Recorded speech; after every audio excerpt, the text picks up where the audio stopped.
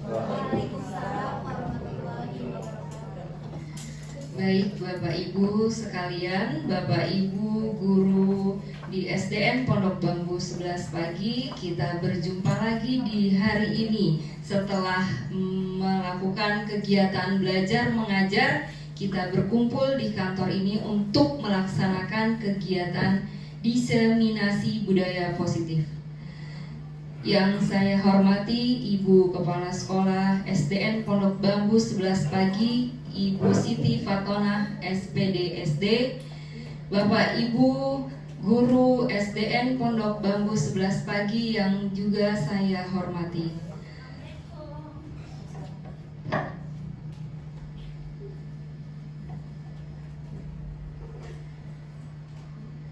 Terima kasih saya ucapkan kepada Ibu Kepala Sekolah, Ibu Siti Fatonah SPD SD, juga kepada Bapak Ibu Guru SDN Pondok Bambu 11 pagi. Hari ini kita akan melaksanakan kegiatan diseminasi budaya positif. Kegiatan ini adalah program dari calon guru penggerak angkatan 7 akan dipresentasikan oleh Ibu Lady Anggraini Osoda MPD. Kita akan menyaksikan, kita akan mengikuti kegiatan sosialisasi tentang budaya positif di sekolah ini. Salawat dan salam kita panjatkan kepada Allah Subhanahu wa Ta'ala yang telah memberikan kita nikmat sehat sampai saat ini kita bisa berkumpul di sini melaksanakan kegiatan belajar mengajar dengan lancar dan dengan berlangsung dengan sebagaimana mestinya. Hari ini kita bersama sekali lagi akan mengikuti kegiatan diseminasi budaya positif. Bapak Ibu sekalian akan mendapatkan ilmu yang sangat bermanfaat dari Ibu Lady. Kita akan mengikutinya bersama. Baik, kepada Ibu Kepala Sekolah, Ibu Siti Fatonah untuk memberikan kata sambutannya agar kegiatan hari ini berlangsung dengan lancar ya Ibu, kegiatannya berlangsung dengan sebagaimana mestinya. Baik, waktu dan tempat kami persilahkan kepada Ibu Siti Fatonah.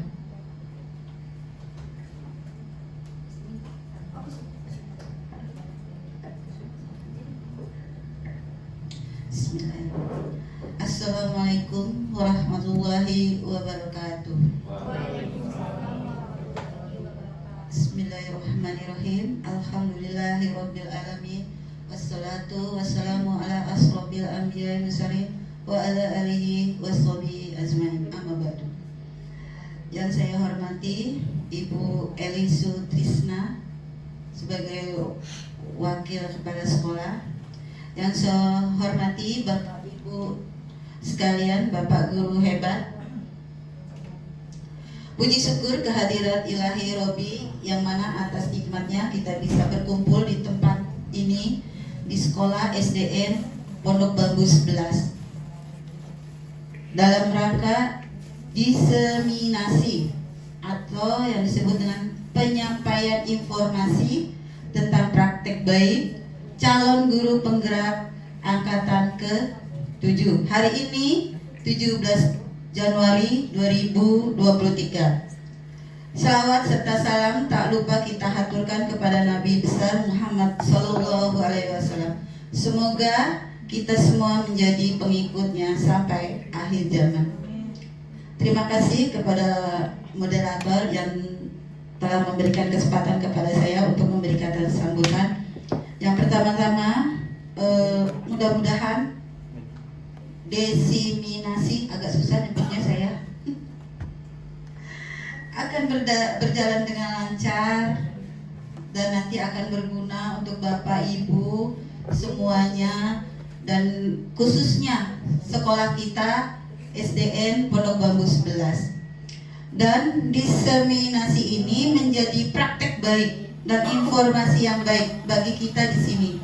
Dengan diseminasi ini juga akan terjadi perubahan pada aspek yang tadinya nggak tahu jadi tahu, yang sikapnya tidak baik menjadi baik, terus yang tadinya keterampilannya agak kurang sekarang mudah-mudahan akan bertambah setelah nanti Bu Lady akan menginformasikan atau mendiseminasikan budaya positif.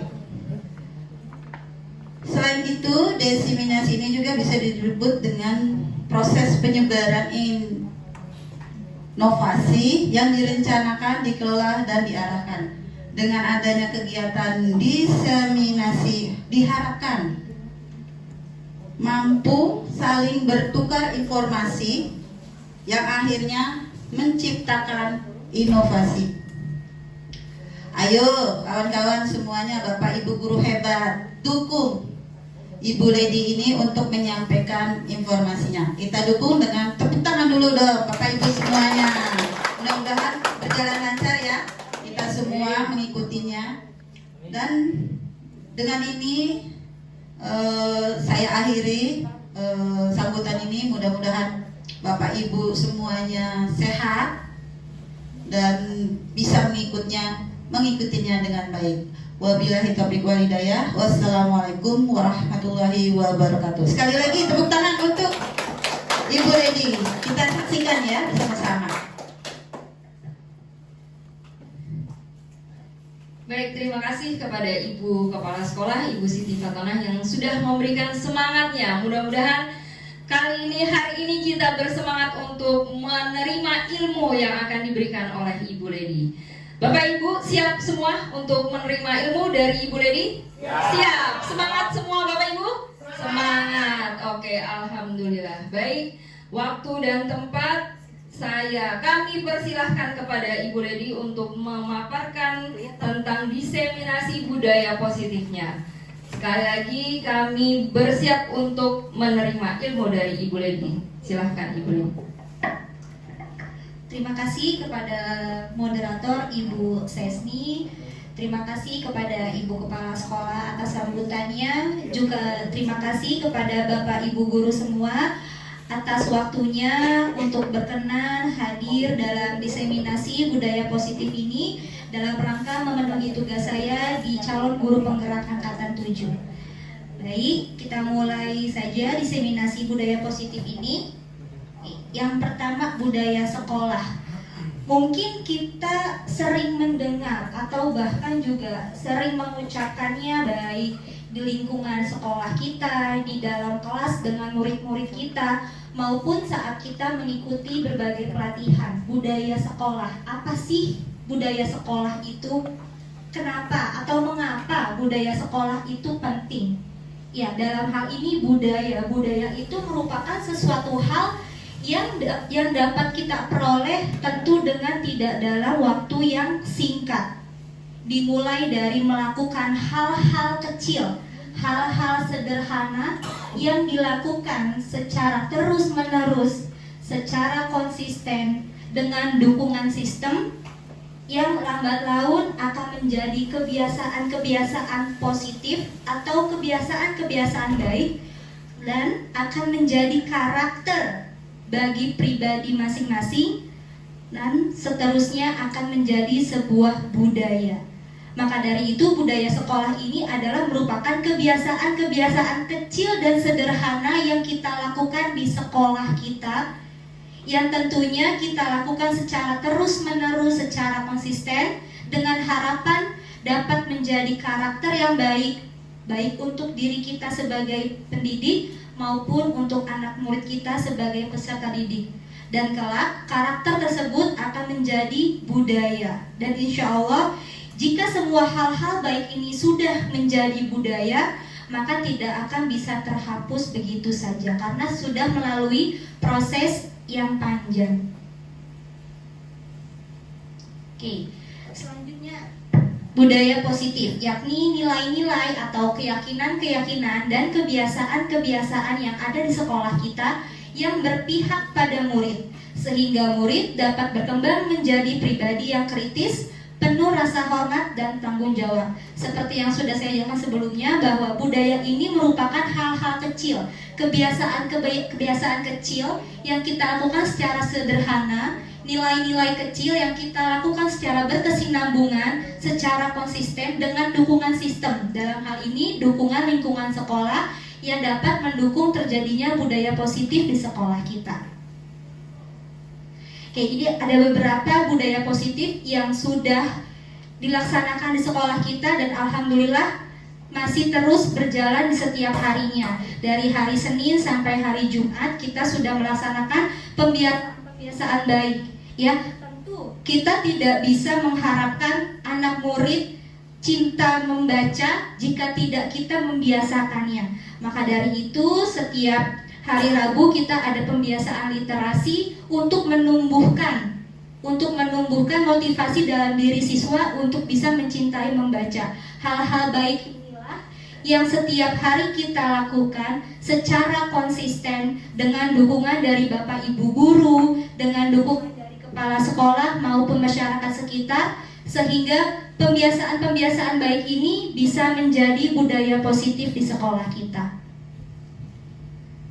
Ini juga ada beberapa contoh budaya positif yang sudah kita lakukan di sekolah kita, dan harapannya ini terus terjadi dan berkembang menjadi warisan sekolah kita yang dapat menjadi ciri khas SDN Pondok Bambu 11. Tidak hanya dilakukan hanya untuk memenuhi program semata, tetapi hal-hal ini juga kita terus lakukan agar menjadi warisan budaya positif di SDN Pondok Bambu 11. Dalam diseminasi budaya positif ini, saya akan membahas beberapa eksplorasi konsep budaya positif yang telah saya pelajari dalam program Guru Penggerak di Angkatan 7 ini. Di sini saya hanya memberikan informasi yang telah saya dapatkan kepada Bapak Ibu guru semua. Tidak ada maksud untuk menggurui atau saya yang paling benar, yang paling bisa. Tidak hanya saya, mungkin lebih tahu lebih dulu. Nah, maka dari itu diseminasi ini dilakukan untuk saya membagikan ilmu-ilmu yang sudah saya dapatkan selama kurang lebih 2 bulan saya menjalani program calon guru penggerak di Angkatan 7 ini. Ada perubahan paradigma teori kontrol, ada makna disiplin dan nilai-nilai kebajikan, ada materi hukuman, konsekuensi dan restitusi, 3 motivasi perilaku manusia, keyakinan kelas, kebutuhan dasar manusia, 5 posisi kontrol, dan yang terakhir segitiga restitusi. Sedikit saya jelaskan, materi-materi ini sangat bermanfaat sekali untuk kita semua, terutama sebagai pendidik. Di dalam kelas tentu kita menghadapi banyak murid dengan berbagai macam latar belakang yang heterogen. Maka dari itu penting untuk kita menambah cakrawala kita, menambah pengetahuan kita untuk terus mengupdate ilmu-ilmu terbaru agar kita bisa mentransfer ilmu dan nilai-nilai kebaikan kepada anak murid kita sesuai dengan kodrat alam dan kodrat zamannya. Oke, yang pertama mungkin saya butuh 2 rekan untuk bermain cobalah buka. Mungkin bisa Bu Lintang dan Pak Heri. Ada yang mengepalkan tangan, ada yang sebagai pembujuk. Nah, dalam hal ini yang mengepalkan tangan berpikir bahwa di dalam tangannya ada hal yang sangat berharga yang tidak boleh diketahui oleh orang lain. Boleh ke depan Bu Lintang dan Pak Heri. Siapa yang sebagai pengepal tangan dan siapa yang sebagai perayu? Oke, berarti Pak Heri bertugas merayu Bu Lintang untuk bisa atau mengetahui ada apa isi di dalam kepalan tangan Bu Lintang. Silakan Pak Heri. Baik, saya akan belajar mencoba mensugesti Bu Lintang agar mau mengepalkan kepalanya. Dengan sebelumnya cara halus dulu mungkin ya. Jika tidak bisa mungkin bisa memaksa. Ya. Bu Lintang bisa minta tolong nggak? Coba dibuka kepala tangannya. Aduh, mohon maaf Bapak, nggak bisa. Kenapa alasannya? Ada yang lagi saya pegang di sini. Iya, alasannya kenapa tidak bisa dibuka? Ya, ada yang lagi dipegang Pak. Hanya untuk melihat saja. Iya, maaf ya Pak ya, nggak bisa Pak. Kalau digantikan dengan materi mungkin apa nasi padang begitu. Tapi saya nggak lapar Pak, tapi Pak maaf ya, juga nggak bisa juga. Oh iya, kesukaan Belintang apa? Apa ya? Saya suka yang ada di sini sih Pak. Oh iya, alasan kuatnya tetap bertahan ya. Iya. Untuk alasan kuatnya kenapa sih tidak boleh? Saya tahu apa yang dipegang oleh Belintang. Rahasia Pak. Oh, ternyata tetap tidak mau boleh di. Mungkin dengan cara yang lain Pak, selain cara halus, dengan memberi atau rayuan bujukan materi uang, mungkin Pak Belintang Gak mau pakai nasi padang tadi. Terima kasih. Tepuk tangan boleh untuk Pak Heri dan Bu Lintang. Ya, oke. Kalau udah selesai nih Bu Lintang, apa sih yang di tangan Bu Lintang, di dalam tangannya Bu Lintang itu ada apa sih? Ini boleh dibuka? Boleh. Oh ya. Ada apa sih? Tadi yang di pikiran saya sih cita-cita ya, harapan gitu untuk masa depan gitu. Itu sangat berharga buat Bu Lintang ya. Jadi Pak Heri tidak diperkenankan untuk diberitahu apa cita-cita dan angan-angannya Bu Lintang. Padahal sudah merayunya luar biasa loh. Dibeli nasi padang loh Bu Iya, Lintang. karena kalau cuma dikasih nasi padang harapannya nggak akan dapat gitu. Oke, terima kasih Bu Lintang dan Pak Heri ya. Baik, kita masuk ke materi berikutnya ya, yaitu ilusi. Kita kembali tadi ke percobaan oleh Bu Lintang dan Pak Heri ya, bahwa Bu Lintang memiliki kontrol atas dirinya sendiri. Tidak peduli dengan rayuan atau bujukan yang dilontarkan oleh Pak Heri, tetap Bu Lintang teguh dengan pendiriannya untuk tidak membuka kepalan tangannya. Hal ini sesuai dengan teori kontrol yang selama ini mungkin kita mengalami miskonsepsi ya Bapak Ibu semua, bahwa kita berpikir kita sebagai orang dewasa ya, karena kita mengajar anak-anak murid yang usianya di bawah kita.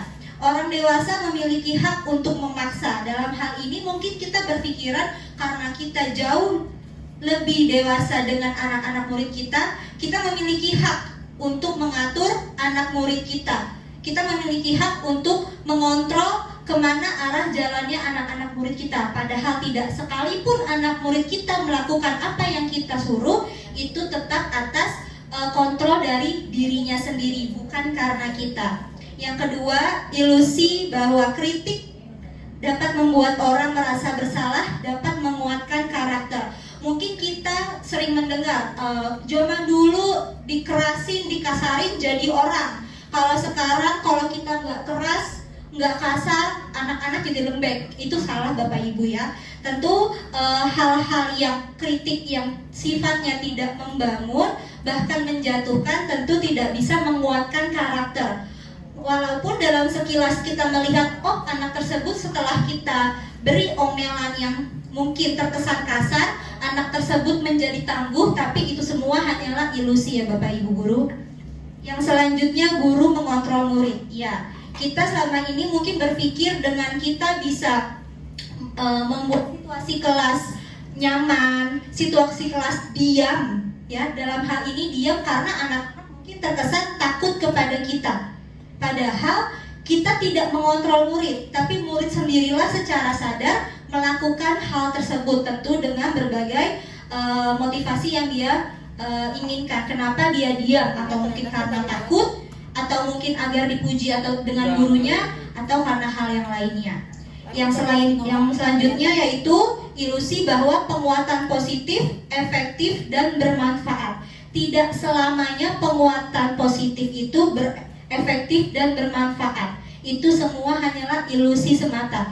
Tidak selalu kita mengucapkan secara verbal kepada anak-anak murid kita itu bisa berdampak efektif. Mungkin hanya secara sesaat saja itu dapat bekerja. Tapi dalam jangka panjang hal tersebut tidak efektif dan tidak bermanfaat.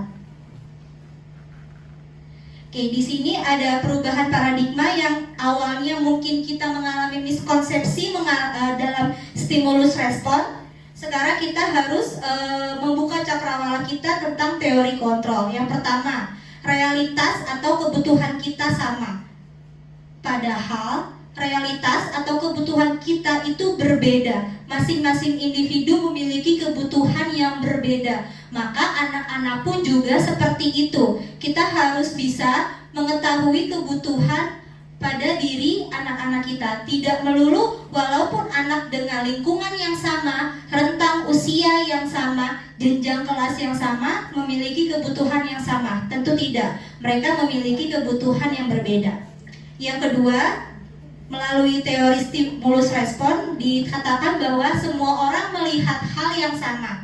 Padahal setiap orang memiliki gambaran yang berbeda-beda. Jadi walaupun kita menatap satu arah yang sama, pasti kita akan melihat gambaran yang berbeda. Saat kita melihat suatu gedung sekolah, mungkin A melihat bagian musolahnya, atau si B melihat bagian lapangannya, atau si C melihat bagian ruang-ruang kelasnya. Tidak bisa kita samaratakan. Yang selanjutnya, kita mencoba mengubah orang agar berpandangan sama dengan kita. Padahal di teori kontrol yang sebaiknya adalah kita berusaha memahami pandangan orang lain tentang dunia. Jika kita mempunyai suatu prinsip dan orang lain pun mempunyai prinsip, tidaklah berhak kita menyalahkan prinsip orang lain jika dia berbeda dengan kita. Tapi kitalah yang berusaha memahami prinsip orang tersebut. Tidak masalah jika berbeda, tapi kitalah yang harus memahami bahwa setiap orang memiliki pandangan yang berbeda. Selanjutnya yang keempat, pada stimulus respon dikatakan bahwa perilaku buruk dilihat sebagai suatu kesalahan. Sedangkan di teori kontrol, semua perilaku memiliki tujuan. Dalam hal ini mungkin yang sering kita lihat di dalam kelas, jika ada anak yang berperilaku tidak baik atau dia nakal dan lain sebagainya, itu pasti dia memiliki alasan dan tujuan kenapa anak ini bisa melakukan hal seperti itu. Tidak melulu jika anak melakukan sesuatu hal di luar jalurnya itu adalah kesalahan. Apalagi anak-anak masih butuh arah dan bimbingan kita sebagai guru untuk menuntun dia ke jalan yang baik. Yang kelima adalah orang lain bisa mengontrol saya. Padahal hanya kitalah yang bisa mengontrol diri kita sendiri. Apapun itu, dalam bentuk apapun, hanya diri kitalah yang bisa mengontrol diri kita sendiri. Sekalipun seorang ibu kepada anaknya, tidak akan bisa seorang ibu mengontrol anaknya. Tetap anaklah yang mengambil keputusannya untuk mengikuti atau tidak mengikuti nasihat atau arahan dari ibunya. Yang keenam, saya bisa mengontrol orang lain. Di teori kontrol adalah kita tidak bisa mengontrol orang lain. Sama ya, tetap orang lain tidak bisa mengontrol kita, kita pun tidak bisa mengontrol orang lain. Meskipun mungkin kita melontarkan suatu perkataan atau pernyataan kepada orang lain yang bertujuan agar orang tersebut nurut dengan perintah kita. Lalu saat dia melaksanakannya, kita beranggapan, oh saya bisa mengontrol orang tersebut, padahal tidak. Sekalipun orang tersebut melakukannya, itu adalah atas kontrol dirinya sendiri. Dan di stimulus respon, mode berpikirnya adalah menang kalah, ya. Yang mempengaruhi merasa menang, yang terpengaruh dianggap kalah, padahal tidak. Pada teori kontrol semuanya adalah berpikir menang-menang, karena semua yang dilakukan adalah atas kontrol diri kita sendiri. Baik buruknya hal yang terjadi pada diri kita semua, Bapak Ibu Guru, itu adalah murni atas kontrol diri kita sendiri. Kita tidak bisa menyalahkan orang lain jika ada hal buruk yang terjadi pada diri kita. Selanjutnya, makna disiplin. Nah, mungkin kita ya sering ya, apalagi di dunia pendidikan, mendengar makna disiplin. Apa sih Bapak Ibu Guru mungkin bisa sedikit menyebutkan yang Bapak Ibu ketahui tentang disiplin itu apa? Sesuai aturan. Mengikuti aturan. Boleh yang lain? Pak Heri? Tepat waktu. Nah, berarti tidak jauh-jauh dari aturan atau tata tertib ya. Ada aturan, tata tertib, ataupun kepatuhan. Padahal dikatakan di sini oleh Bapak Pendidikan kita Ki Hajar Dewantara adalah di mana ada kemerdekaan, disitulah harus ada disiplin yang kuat. Sungguh pun disiplin itu bersifat self-disiplin, yaitu kita sendiri yang mewajibkan kita dengan sekeras-kerasnya. Tetapi itu sama saja, sebab jikalau kita tidak cakap melakukan self-disiplin, wajiblah penguasa lain mendisiplinkan diri kita. Dan peraturan demikian itulah harus ada di dalam suasana yang merdeka. Dalam hal ini dikatakan bahwa disiplin itu adalah keyakinan diri kita sendiri. Ya, jika kita tidak mendisiplinkan diri kita sendiri, maka orang lainlah yang akan mendisiplinkan kita. Selanjutnya ada teori lain yang dikatakan oleh Diana Hosen bahwa disiplin berasal dari bahasa Latin, yaitu disiplina yang artinya belajar. Kata disiplin juga berasal dari akar kata yang sama dengan disiplin atau murid pengikut. Untuk menjadi seorang murid atau pengikut, seseorang harus paham betul alasan mengapa mereka mengikuti suatu aliran atau ajaran tertentu, sehingga motivasi yang terbangun adalah motivasi intrinsik, bukan ekstrinsik. Nah, jika tadi dikatakan bahwa disiplin itu adalah aturan, kepatuhan, tata tertib, maka itu adalah bukan sebuah motivasi intrinsik, melainkan kita melakukannya karena ada hal-hal yang mempengaruhi. Sedangkan itu bukan makna dari disiplin. Disiplin itu murni terbangun, muncul dari dalam diri kita sendiri. Kenapa kita mau melakukan sesuatu? Itu adalah karena nilai-nilai baik yang akan ingin kita junjung. Bukan karena misalnya kita bangun pagi supaya sampai sekolah tidak terlambat, atau saya datang pagi biar anak murid bilang saya keren. Tidak seperti itu, tapi kita bangun pagi adalah untuk kita menghargai waktu dan menghargai diri kita sendiri. Jika kita sudah mulai menghargai diri kita sendiri, maka orang lain pun juga akan bisa menghargai diri kita. Ya, berarti seseorang yang memiliki disiplin diri berarti mereka bisa bertanggung jawab terhadap apa yang dilakukannya, karena mereka mendasarkan tindakan mereka pada nilai-nilai kebajikan universal. Untuk apa sih Bapak Ibu berpakaian rapih ke sekolah? Apakah takut terkena hukuman disiplin dari pemerintah? Apakah ingin dibilang modis oleh murid-murid kita? Tentu tidak. Kita berpakaian rapi, sopan adalah karena untuk menghargai diri kita sendiri, bukan untuk pengakuan dari orang lain ataupun untuk menghindari hukuman, ya. Dalam hal ini, nilai-nilai kebajikan yang kita junjung yaitu profil pelajar Pancasila. Yang pertama, beriman, bertakwa kepada Tuhan Yang Maha Esa dan berakhlak mulia. Nilai yang kedua, mandiri. Nilai yang ketiga, bernalar kritis. Nilai keempat, berkebinekaan global. Nilai kelima, bergotong royong. Dan nilai keenam, kreatif. Nilai-nilai inilah yang akan kita junjung dalam penerapan disiplin di sekolah kita. Nilai-nilai inilah yang kita harapkan dapat tertanam pada anak didik murid kita semua, dengan dimulai dari pembiasaan-pembiasaan kecil yang dilakukan secara konsisten, secara terus-menerus dan berkesinambungan.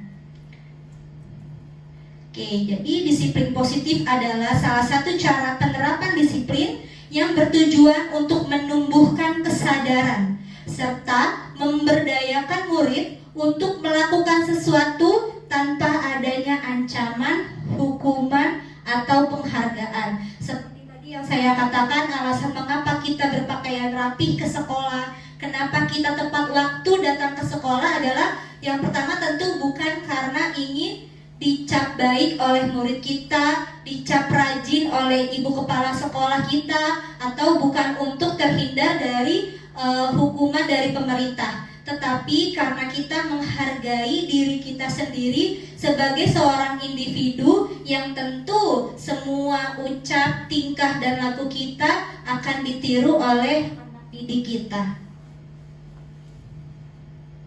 Oke, yang selanjutnya kita akan memasuki ke materi 3 motivasi perilaku manusia.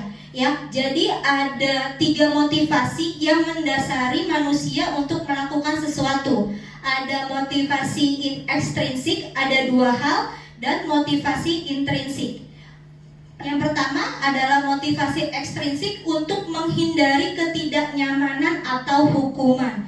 Mungkin ini sering kita lihat di sekolah kita, mungkin hampir 60-70% kenapa siswa datang ke sekolah kita memakai seragam dengan lengkap, memakai sepatu warna yang sesuai dengan sekolah kita adalah takut terkena hukuman. Karena sudah menjadi tata tertib sekolah memakai seragam lengkap. Itu adalah yang mendasari anak murid kita berpakaian lengkap, memakai sepatu yang lengkap sesuai dengan aturan sekolah. Itu karena untuk menghindari hukuman. Hal itu tentu masih menjadi sebuah motivasi ekstrinsik yang harus terus kita gali pada anak didik kita agar muncul motivasi intrinsiknya. Kenapa mereka harus berpakaian rapi ke sekolah? Nilai-nilai apa yang harus mereka junjung dengan mereka memakai seragam yang rapi ke sekolah? Bukan untuk menghindari hukuman semata. Itulah Bapak Ibu tugas kita sebagai guru di dalam kelas kepada anak murid kita untuk terus menanamkan nilai-nilai yang baik sehingga muncul motivasi intrinsik dalam diri mereka.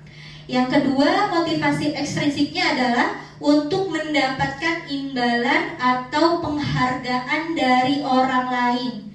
Nah, sebagai contoh misalnya ada dari kita ingin mengikuti pelatihan, suatu pelatihan A, biar dibilang guru yang rajin, atau anak-anak misalnya lebih cepat mengerjakan PR biar dapat reward dari bapak ibu gurunya. Nah, itu hal yang baik yang dia lakukan, tetapi hal yang mendasarinya untuk melakukan tersebut masih kurang ideal, yaitu demi mendapatkan imbalan, penghargaan atau reward. Ya, kembali lagi peran kita di sini untuk menanamkan kepada anak didik kita kenapa mereka harus tepat waktu mengerjakan tugas, kenapa kita sebagai guru harus mengikuti pelatihan, bukan hanya karena demi pujian semata, tetapi untuk diri sendiri, untuk menjunjung nilai-nilai kebajikan yang kita pelajari bersama.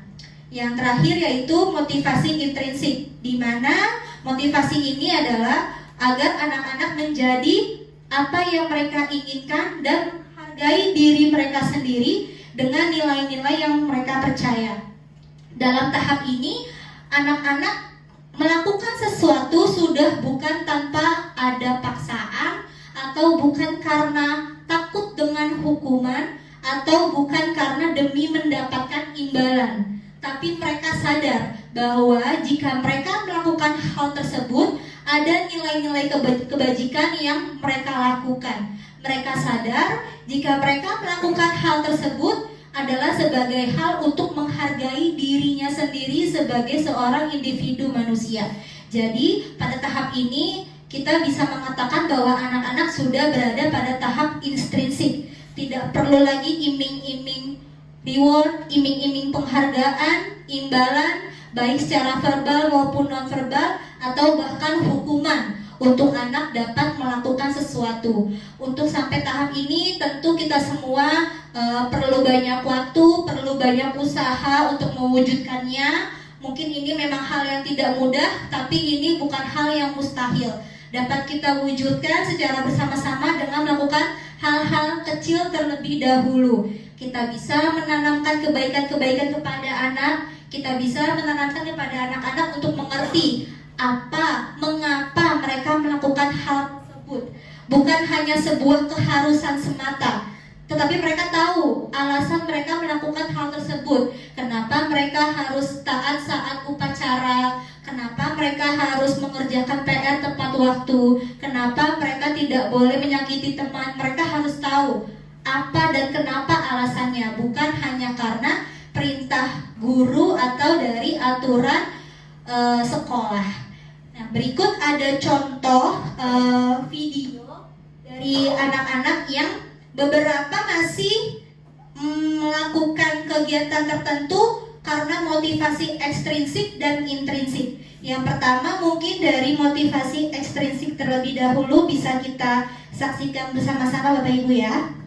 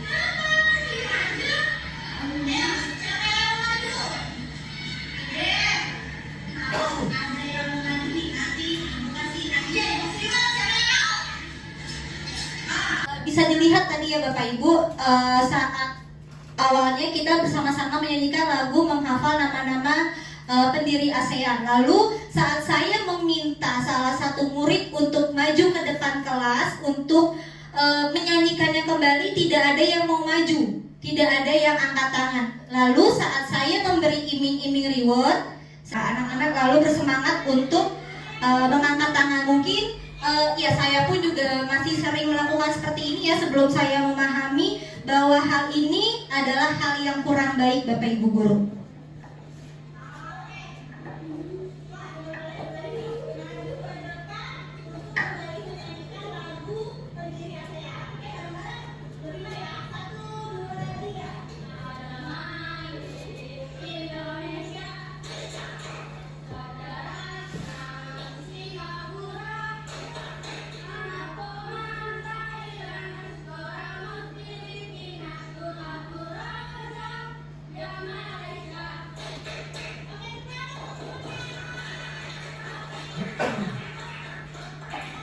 Saya memberi reward berupa stiker best student kepada anak-anak yang berani maju ya.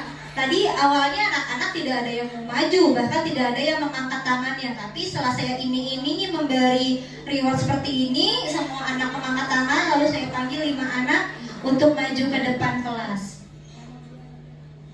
Ya, mungkin hal ini mungkin dinilai efektif ya Bapak Ibu Guru, kita bisa membuat anak berani maju ke depan. Tetapi dalam jangka panjangnya lama-lama anak pun akan sadar, lah berarti aku selama ini maju ke depan kelas hanya karena reward dari Bapak Ibu Guru. Mereka tidak memahami nilai kemandirian mereka, mereka tidak memahami nilai kepercayaan diri mereka. Jadi mereka maju ke depan kelas hanya untuk mendapatkan reward. Ya, tentu ini akan menghilangkan nilai-nilai kebaikan yang ada pada diri mereka. Jadi kita semua Bapak Ibu Guru mungkin masih belajar untuk menanamkan motivasi intrinsik dalam diri murid kita ya. Jadi tidak melulu kita ingin anak berani maju ke depan kelas dengan mengiming-imingi dengan reward atau hadiah. Ya, di sini Alifkan mengatakan saat kita berulang kali menjanjikan hadiah kepada anak-anak agar berperilaku bertanggung jawab, atau kepada seorang murid agar mempelajari sesuatu yang baru, atau kepada seorang karyawan agar melakukan pekerjaan yang berkualitas, kita sedang berasumsi bahwa mereka tidak dapat melakukannya atau mereka tidak akan memilih untuk melakukannya. Di sini dikatakan bahwa saat kita menawari reward kepada anak murid kita, pada saat itulah kita menganggap bahwa anak murid kita itu tidak bisa, anak murid kita itu tidak mampu. Dia akan bisa jika kita beri hadiah.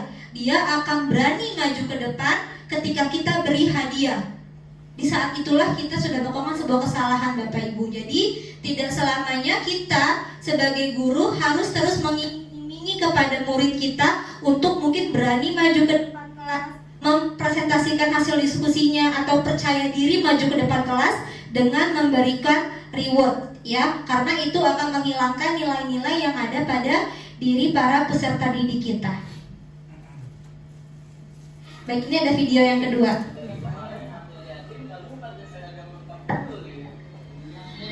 Emang kenapa, Li?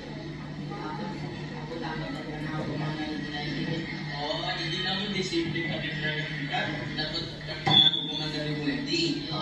Oke, udah deh.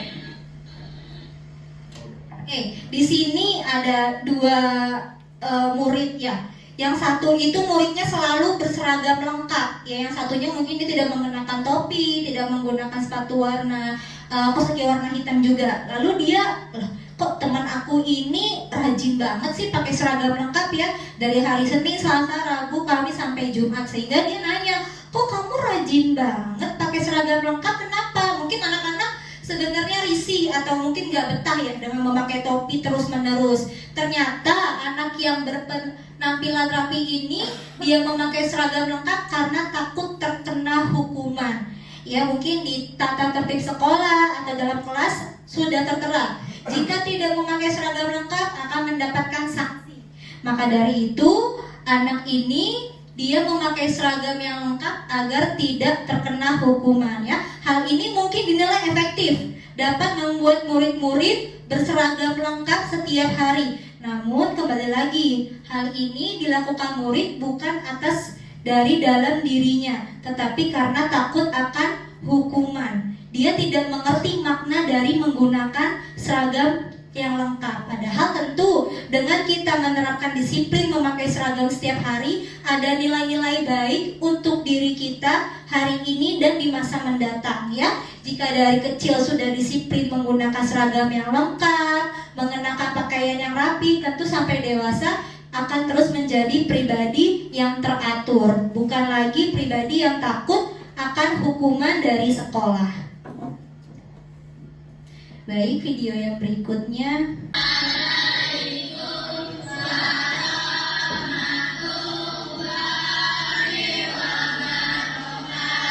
Waalaikumsalam warahmatullahi wabarakatuh. Oke, boleh diangkat lampunya, dipungut sama di kolom meja dan kolom kartu. Waalaikumsalam.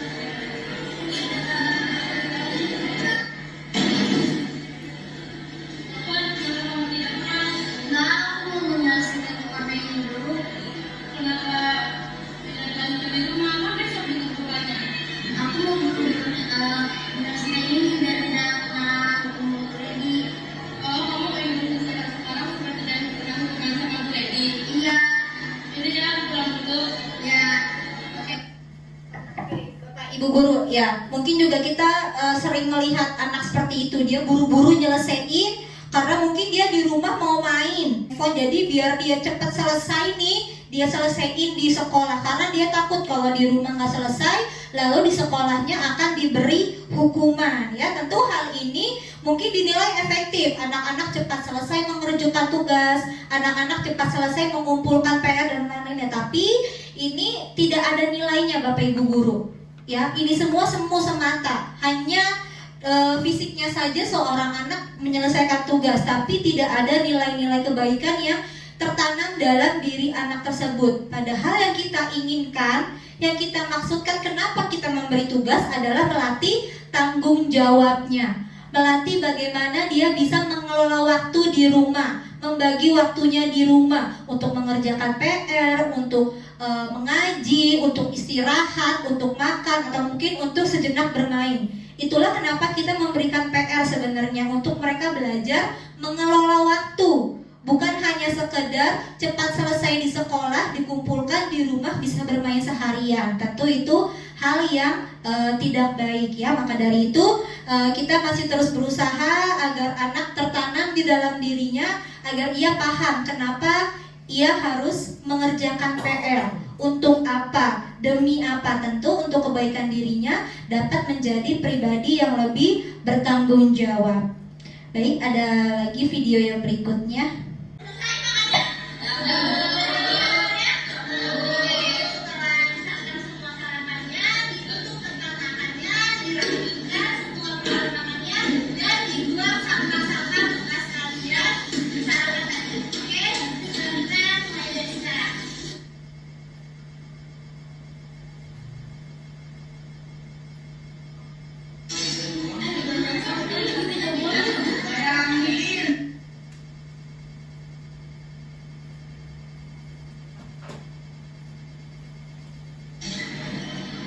Takdiran dan Mega, kalian habis ngapain sayang? Buang sampah. Itu sampah kalian? Loh, kok sampah teman-teman kamu yang membuangnya? Kenapa? Biar terlihat bersih dan nyaman belajarnya. Oh gitu, jadi kalian membuang sampah teman kalian supaya terlihat bersih dan nyaman. Ada lagi selain itu yang kalian lakukan? Oh, sekarang lagi musim sakit ya? Oh, jadi kalian bisa melakukan membuang sampah pada tempatnya sehingga terhindar dari penyakit. Oke, hebat. Perkenalkan ya. Terima kasih. Baik, Bapak Ibu guru semuanya. Ya, tadi di sini kita lihat ya, anak-anak sekelas lagi makan bersama, lalu beberapa masih ada yang meninggalkan sampah. Lalu ada 2 orang siswi yang tanpa dipengaruhi oleh pihak manapun, baik oleh guru kelasnya ataupun teman-temannya, untuk mereka bisa membuang sampah di mana sampah tersebut bukan sampah yang dibuat oleh mereka, melainkan sampah teman-temannya yang lain. Tapi karena mereka sadar dengan nilai-nilai kebersihan, dengan dia sadar, oh kalau aku membuang sampah, belajarku menjadi nyaman. Kalau aku membuang sampah tersebut, tempatku menjadi bersih dan terhindar dari penyakit. Nah, motivasi inilah yang kita inginkan ada di setiap peserta didik kita, agar mereka melakukan sesuatu hal baik itu muncul dari dalam dirinya sendiri, bukan dari pengaruh temannya ataupun bukan dari pengaruh guru kelasnya, baik itu pengaruh sebuah hukuman maupun pengaruhnya berupa reward atau penghargaan ya Bapak Ibu. Jadi kita harapkan kita berusaha semua, semoga anak murid kita bisa memiliki motivasi intrinsik, terutama apa alasan mereka untuk belajar. Karena mungkin sebagian besar anak-anak murid kita itu masih menganggap bahwa belajar itu adalah sebuah kewajiban, padahal belajar itu adalah sebuah kebutuhan. Ya, kita semua, baik kita yang sudah dewasa maupun anak murid kita itu butuh belajar. Tentu peran kita sangat berat Bapak Ibu guru ya, untuk menanamkan nilai-nilai kebajikan pada anak murid kita, untuk menanamkan nilai. Nah, belajar itu adalah sebuah kebutuhan yang benar-benar kalian perlukan di masa saat ini dan juga di masa mendatang. Oke, yang selanjutnya adalah materi mengenai hukuman, konsekuensi, dan restitusi. Kita pun juga sudah sering mendengar 3 poin seperti ini, namun mungkin kita masih mengalami beberapa miskonsepsi antara hukuman dan konsekuensi. Di sini saya buat 3 perbedaan antara hukuman, konsekuensi, dan restitusi ya. Hukuman itu adalah bersifat satu arah, hanya dari pihak guru yang memberikan, bukan dari kedua belah pihak. Dalam hal ini bukan diketahui oleh guru dan murid, tetapi hanya guru saja. Sedangkan konsekuensi adalah suatu hal yang sudah disepakati murid. Jadi murid tahu hal tersebut dan murid pun paham jika ia melanggar hal tersebut, maka ia akan melakukan konsekuensi yang sudah disepakati. Sedangkan restitusi adalah bukan untuk menebus suatu kesalahan, namun untuk belajar dari kesalahan. Di sini kita poin besarnya adalah menanamkan pendewasaan kepada murid kita, baik di kelas rendah maupun di kelas tinggi. Kita sudah bisa menanamkan restitusi, tentu dengan pembahasan yang berbeda. Mungkin dengan kelas tinggi sudah bisa kita ajak diskusi, namun untuk kelas rendah masih kita pancing-pancing dengan kalimat-kalimat yang singkat. Yang kedua, hukuman itu tanpa melalui kesepakatan. Kalau konsekuensi itu adalah berdasarkan kesepakatan Bapak Ibu guru ya. Lalu murid tidak nyaman untuk jangka waktu pendek. Ya, kalau konsekuensi mungkin murid, iya nih saya tahu kalau saya telat, saya harus tinggal di kelas dulu. Tapi itu jangka waktunya tidak akan lama, karena setelah ia menjalankan konsekuensi tersebut, dia akan kembali ke lingkungannya. Tapi kalau misalnya dengan hukuman, tentu tidak. Mereka akan merasa terbebani karena mereka tidak tahu kenapa harus melakukan hukuman seperti ini. Misalnya contoh, dia terlambat datang ke sekolah saat upacara, lalu harus lari keliling lapangan sebanyak 10 putaran. Tentu tidak ada sisi edukatifnya antara dia terlambat ke sekolah dengan lari 10 putaran. Yang selanjutnya dengan restitusi adalah dapat memperbaiki hubungan. Ya, saat anak melakukan kesalahan, mungkin dengan temannya yang lain akan ada sedikit percecokan. Dengan restitusi kita bisa memperbaiki hubungan mereka. Lalu restitusi adalah sebuah tawaran, bukan paksaan, menuntun untuk melihat ke dalam diri dan fokus pada solusi. Nah, perbedaannya dengan hukuman adalah kita hanya fokus memberikan sanksi kepada anak murid agar jera. Tetapi di restitusi ini yang kita fokuskan adalah bagaimana murid tersebut bisa memberikan solusi atas permasalahan yang ia timbulkan. Jadi bersama-sama memecahkan permasalahan dengan solusi, bukan hanya fokus memberikan hukuman untuk membuat anak jerah secara semata saja. Padahal mungkin kelak di suatu hari anak murid bisa kembali melakukan kesalahannya.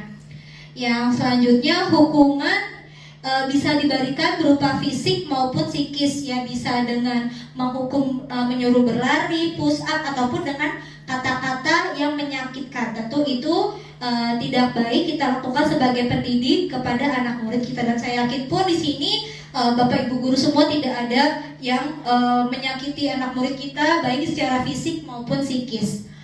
Dan konsekuensi itu berdasarkan suatu data yang umumnya dapat diukur.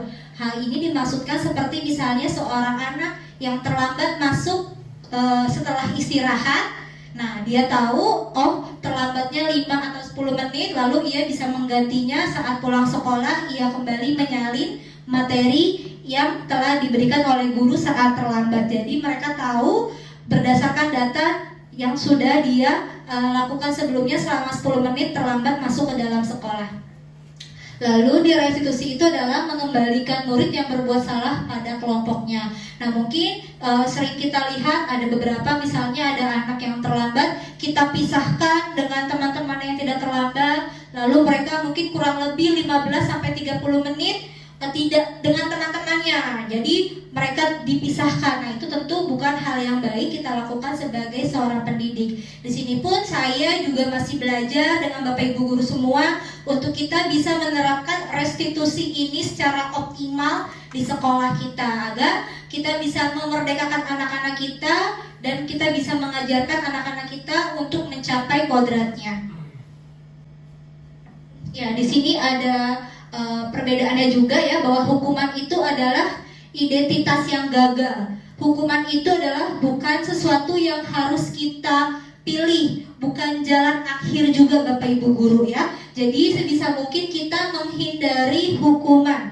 Jika kita masih berada di tahap konsekuensi, kita pun akan bertahap untuk menuju tahap restitusi. Namun tentu kita yakini kita tidak melakukan hukuman kepada anak murid kita, karena itu adalah merupakan identitas gagal pada anak murid kita. Tentu itu tidak kita inginkan. Kita menginginkan anak-anak murid kita menjadi anak-anak yang sukses. Mereka sadar dengan apa yang mereka lakukan dan mereka pun juga menjadi manusia yang bernilai, ya. Jadi ini ada perbedaannya. Konsekuensi adalah sesuatu yang harus terjadi ketika mereka melakukan kesalahan. Mereka tahu apa yang harus mereka lakukan, ya. Mungkin tidak nyaman untuk jangka waktu pendek, lalu korban bisa diabaikan. Mungkin dalam konsekuensi, misalnya contoh, ada 2 orang siswa bertengkar, si A dan si B. Nah, karena si A ini yang melakukan kesalahan, kita berfokus pada si A saja. Ayo, kamu konsekuensinya apa setelah melukai si B? Oh, mungkin dia harus lari keliling lapangan. Namun si B sebagai korban tidak ada penyelesaiannya, karena kita hanya berfokus kepada si pelaku saja untuk melakukan konsekuensi atas kesalahannya. Lalu yang berikutnya, murid atau anak dibuat tidak nyaman. Tentu, ya Bapak Ibu guru, kita pun juga tidak akan nyaman jika melakukan sesuatu yang tidak kita kehendaki apapun itu. Begitupun juga murid. Selanjutnya, penguatan hanya bertahan dalam waktu pendek. Dalam hal ini karena anak melakukan hal tersebut demi menyelesaikan permasalahannya saja, namun dia tidak memahami nilai-nilai yang dia lakukan ke depannya untuk apa. Selanjutnya, memerlukan monitoring, membantu penerapan mengikuti peraturan, dan anak akan menghormati peraturan. Jadi anak hanya fokus dengan peraturannya, bukan dia fokus dengan menghargai dirinya sendiri atau nilai-nilai yang harus mereka junjung sebagai peserta didik, ya. Jadi kalau kita hanya terus melakukan konsekuensi dalam kelas, maka wujud dalam penerapan profil pelajar Pancasila tentu tidak bisa teradaptif dengan maksimal, karena fokus di konsekuensi ini adalah hanya anak mengikuti aturan, ya, bukan anak paham dengan apa yang dia lakukan sehingga ia bisa menghargai dirinya sendiri dan menjadi murid yang sesuai dengan profil pelajar Pancasila. Restitusi itu bukan untuk menebus kesalahan, namun untuk belajar dari kesalahan. Restitusi untuk memperbaiki hubungan. Restitusi adalah tawaran, bukan paksaan. Restitusi menuntun untuk melihat ke dalam diri. Restitusi itu fokus pada solusi. Restitusi mencari kebutuhan dasar yang mendasari tindakan, ya. Dalam hal ini tentu kita yakini setiap anak itu melakukan apapun, baik itu hal yang positif maupun hal yang negatif, pasti ada hal yang mendasari tindakan tersebut. Nah, yang harus kita cari tahu yaitu dengan restitusi. Yang selanjutnya, restitusi diri adalah cara yang paling baik. Tentu cara yang paling baik ini tentu tidak mudah untuk kita aplikasikan di kelas ya Bapak Ibu semua. Namun tidak ada yang tidak mungkin jika kita semuanya berusaha secara konsisten dan terus menerus. Selanjutnya, restitusi fokus pada karakter, bukan tindakan, ya. Jadi di sini kita fokusnya adalah membentuk karakter murid. Kenapa dia melakukan sesuatu? Hal apa yang mendasari anak tersebut melakukan hal tertentu tersebut? Lalu hal apa yang sudah ia langgar? Hal apa yang bisa ia lakukan untuk memperbaiki kesalahan tersebut? Itulah yang kita fokuskan. Bukan fokus kepada karena kamu telah melakukan hal A, kamu harus bla bla bla bla. Bukan seperti itu Bapak Ibu, ya. Yang selanjutnya, restitusi itu menguatkan. Dan yang terakhir, restitusi mengembalikan murid yang berbuat salah pada kelompoknya. Jadi bukannya kita membenarkan anak membuat salah, tidak. Tapi karena kita membangun karakter anak, kita tentu harus memperhatikan mental anak. Jadi tidak serta-merta ketika anak berbuat salah kita langsung memisahkannya dengan teman-temannya. Tentu akan menimbulkan permasalahan yang lain, dan tentu akan ada kebutuhan dasar lain yang membuat mereka melakukan tindakan hal yang lainnya yang negatif. Oke, di sini ada beberapa pernyataan Bapak Ibu. Saya mau kita sharing bareng-bareng, ya. Yang pertama, mencatat 100 kali di dalam buku kalimat saya tidak akan terlambat lagi karena terlambat sekolah. Itu merupakan hukuman atau konsekuensi? Hukuman, ya, karena tidak ada korelasinya ya Ibu dengan terlambat ke sekolah. Yang kedua, membersihkan coretan yang dibuatnya di meja tulis. Konsekuensi, ya, karena mereka tahu, mereka sadar, oh ketika aku mencoret meja atau tembok, aku harus membersihkannya. Yang ketiga, murid diminta untuk push up 15 kali karena tidak menggunakan masker ke sekolah. Kenapa hukuman Bapak Ibu? Iya, karena tidak ada korelasinya, tidak ada edukatifnya. Yang selanjutnya, menggantikan kertas tugas teman yang telah dicoret-coret. Konsekuensi, ya. Lalu merapikan kelas karena telah membuat banyak sampah saat istirahat. Konsekuensi, ya. Selanjutnya, mengantar teman ke UKS dan mengobatinya karena mendorong saat berolahraga. Konsekuensi. Dan yang terakhir, membersihkan kolam sekolah karena membuat nangis adik kelas 1. Hukuman. Ya, kenapa hukuman Pak Heri? Karena ya tidak ada korelasi dari tindakan dia sama hukumannya. Iya, betul. Karena tindakannya dia adalah membuat nangis, tapi hal yang dilakukannya adalah harus membersihkan kolam. Tentu tidak ada korelasinya. Oke. Di sini juga ada menurut beberapa ahli, ya, ini hasil penelitian bahwa penghargaan itu bisa dinilai tidak efektif. Penghargaan itu bisa merusak hubungan. Penghargaan itu bisa mengurangi ketepatan. Penghargaan itu menurunkan kualitas. Penghargaan itu mematikan kreativitas, dan bahkan penghargaan itu menghukum. Loh, jadi kita tidak bisa dong memberi penghargaan kepada murid. Nah, tidak seperti itu ya. Ketika kita memiliki siswa yang berprestasi, kita tentu harus memberikan apresiasi. Hal itu tentu bukanlah hal yang salah. Namun, jika penghargaan itu bisa menjadi tidak efektif ketika kita memberikan suatu penghargaan hanya demi anak tersebut melakukan apa yang ingin kita perintahkan. Tentu itu tidak akan efektif.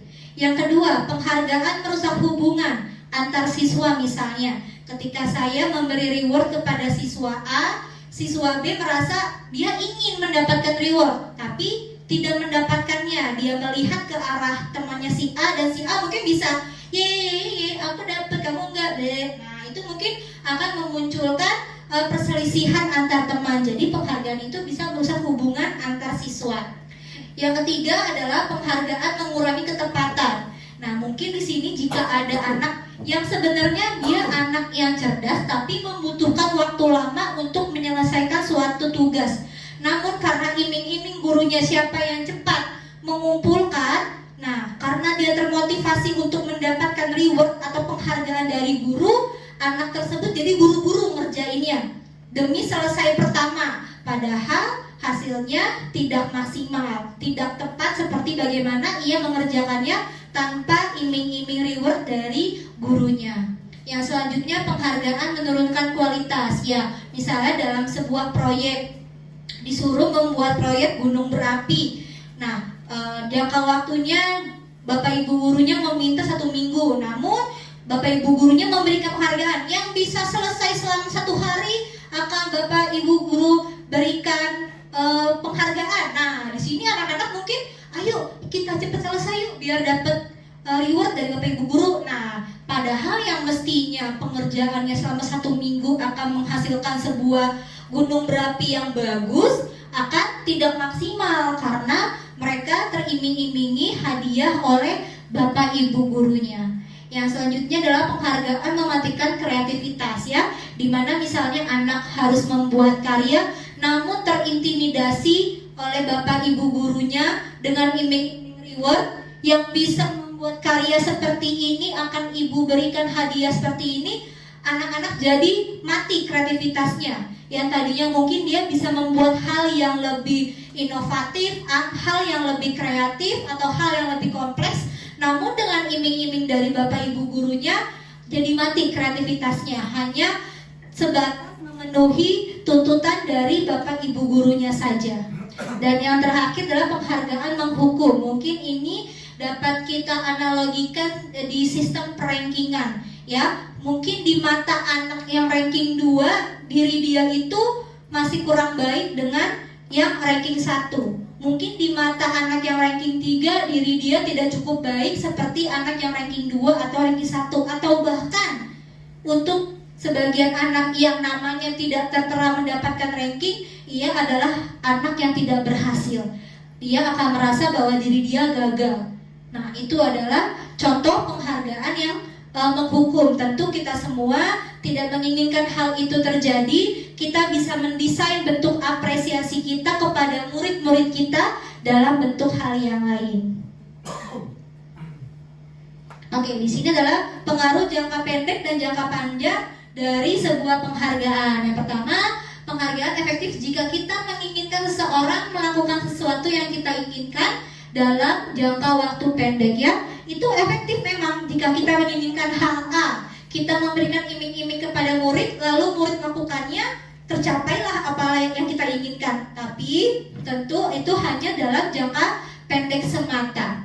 Yang kedua, jika kita menggunakan penghargaan lagi dan lagi, maka orang tersebut akan bergantung pada penghargaan yang diberikan serta kehilangan motivasi dari dalam. Padahal yang kita inginkan dari murid-murid kita semua adalah memiliki pribadi dengan motivasi intrinsik dari dalam dirinya. Namun jika kita terus hanya memberikan penghargaan, maka semua hal yang dilakukan murid kita tidak ada nilainya, Bapak Ibu, ya. Mereka tidak akan menyadari nilai-nilai baik yang sudah anak murid kita lakukan.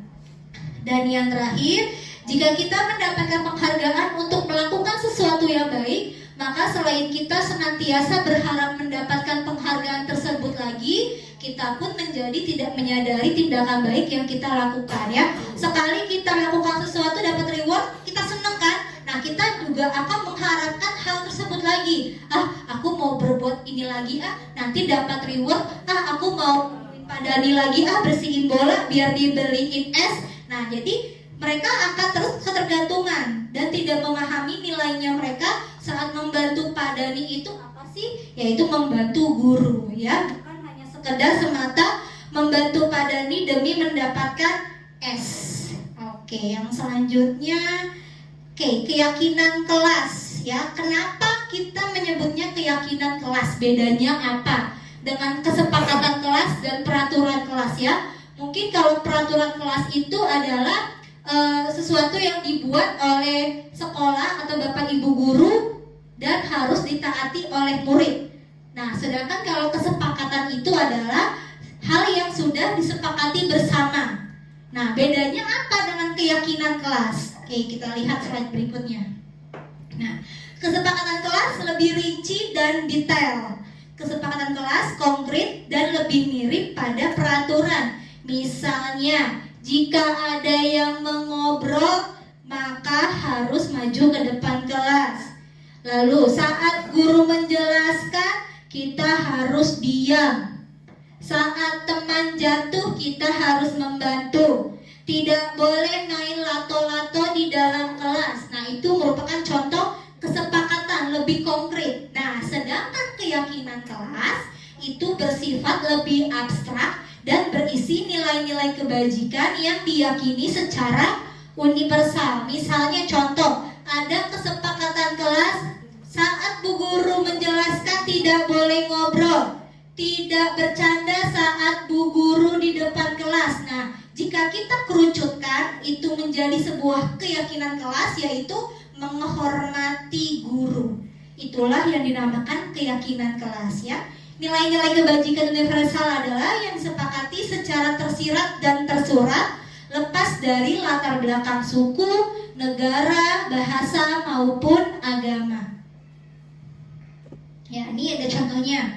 Mendengarkan ketika guru atau teman berbicara, itu contoh kesepakatan. Tidak menyela pembicaraan, itu kesepakatan. Mengangkat tangan jika ingin berpendapat, datang dan pulang tepat waktu, memakai seragam sesuai jadwal, meminta izin, berdoa sebelum sudah belajar, tidak mengganggu teman, tidak menyontek, membantu teman, berkata sopan ya. Yang sebelah kiri ini adalah merupakan kesepakatan kelas. Sifatnya lebih konkret dan mudah dipahami. Sedangkan yang di sebelah kanan adalah keyakinan kelas yang berisi nilai-nilai ya, seperti menghormati diri sendiri dan orang lain, saling menyayangi, beriman dan bertakwa, disiplin, bertanggung jawab, dan juga menghargai teman.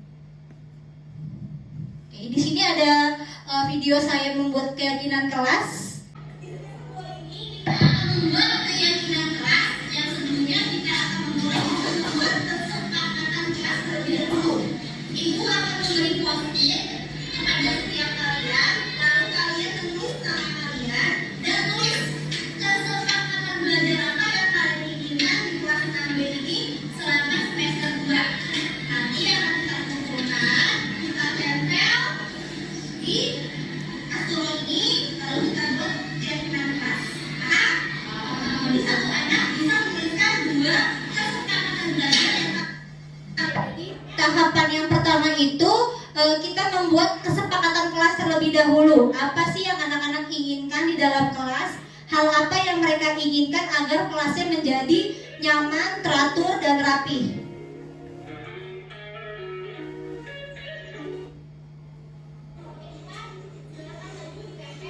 Oke, setelah anak menuliskan di post-it, lalu anak-anak mengumpulkan semua kesepakatannya di depan kelas ya, tanpa terkecuali. Semua murid yang telah menuliskan kesepakatannya menempelkan di depan, lalu nanti akan kita kerucutkan bersama-sama menjadi sebuah keyakinan kelas. Ini masih berbentuk kesepakatan ya, masih bentuknya konkret.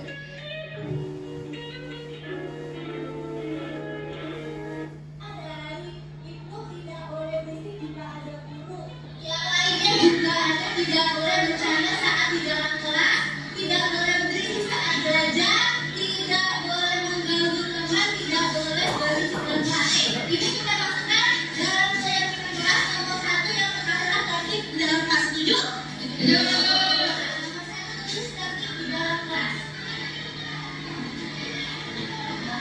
Yang kedua, tidak ngobrol saat bu guru menjelaskan, tidak bermain saat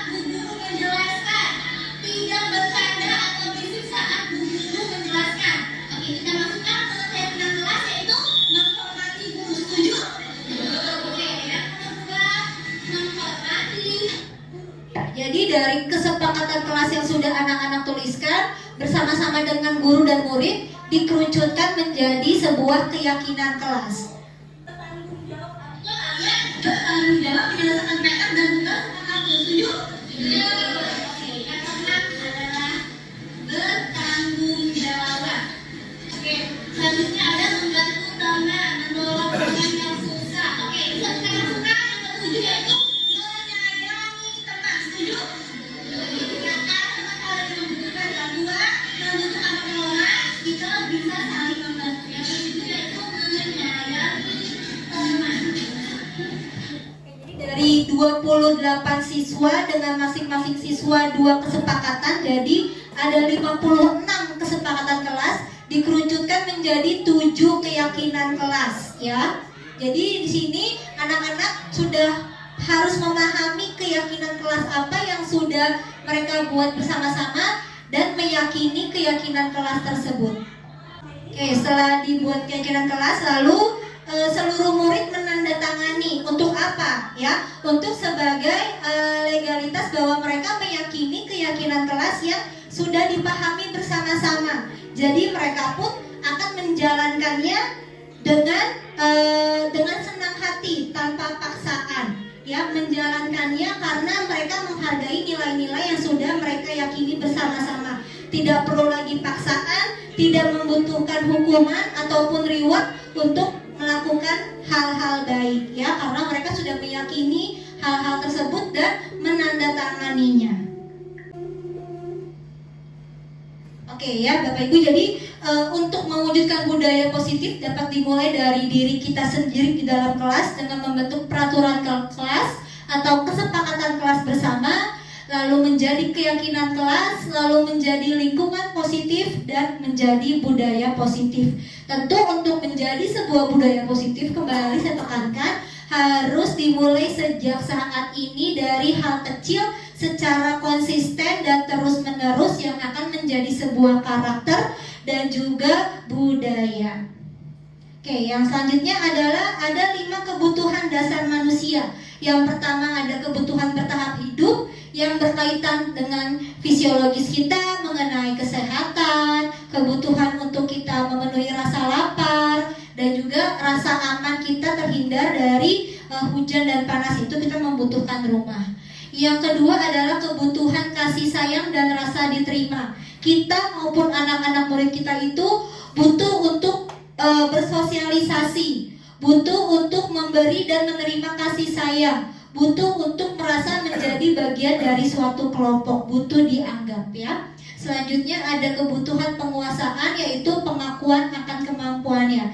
Setiap dari kita tentu merasa ingin dihargai, ingin dianggap kemampuannya mumpuni. Begitupun juga dengan anak murid kita, ingin dianggap berharga, dianggap bisa membuat sesuatu yang beda, dianggap bisa kompeten dan diakui serta dihormati.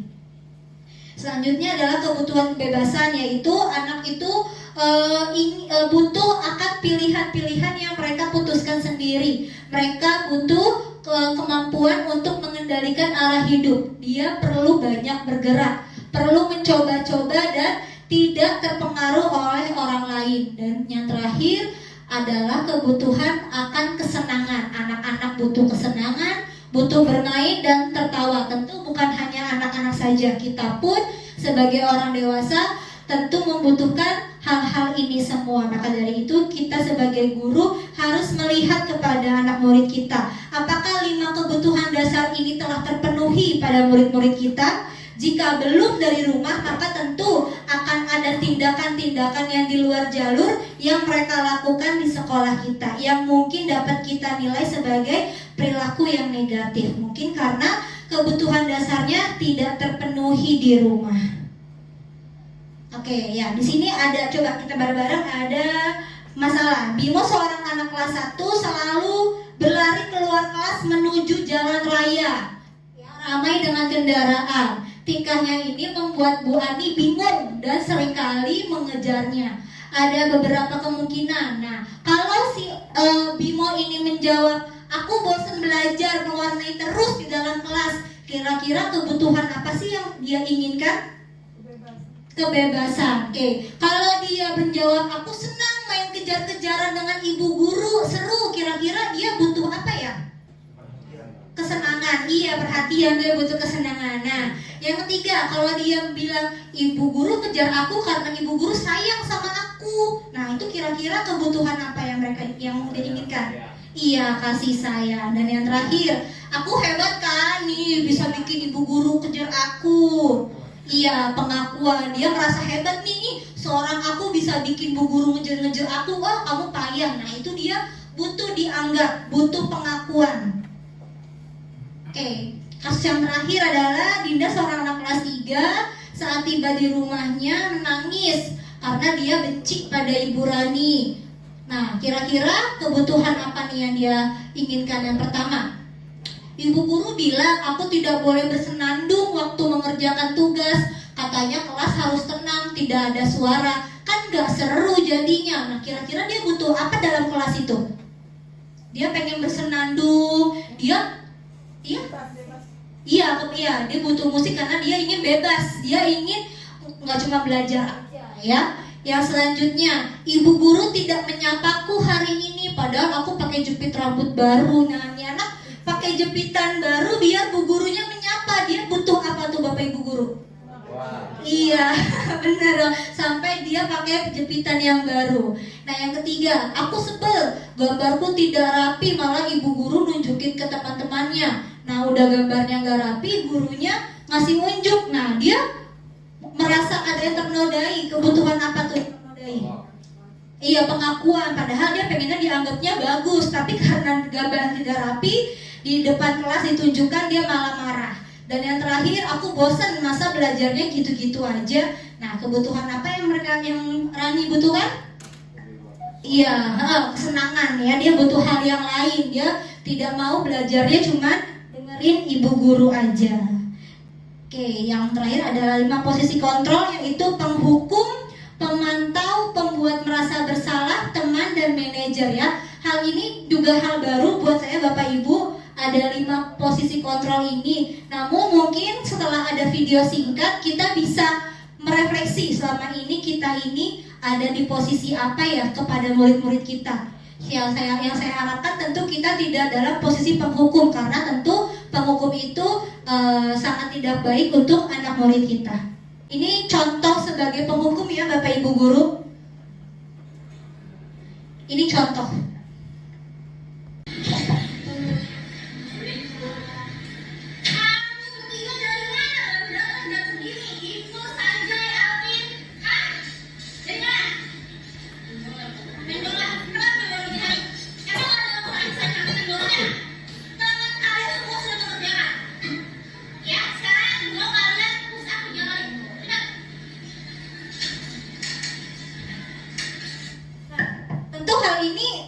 Bapak Ibu guru? Enggak ya, kita nggak nanya dulu kenapa sih dia sampai terlambat, sampai dia terlambat masuk kelas tuh kenapa? Mungkin ada hal penyebab yang lain, atau mungkin dia antri saat beli makan di kantin, atau makanannya jatuh atau bagaimana. Tapi kita sebagai guru langsung memberi hukuman tanpa tahu alasannya. Tentu ini adalah tindakan yang salah ya. Semoga kita semua tidak pernah mengalami hal ini dan tidak akan melakukan hal seperti ini pada murid, karena tentu murid akan dia tidak akan merasa kesalahannya, mereka hanya takut semata saja. Tentu ini adalah hal yang tidak kita inginkan.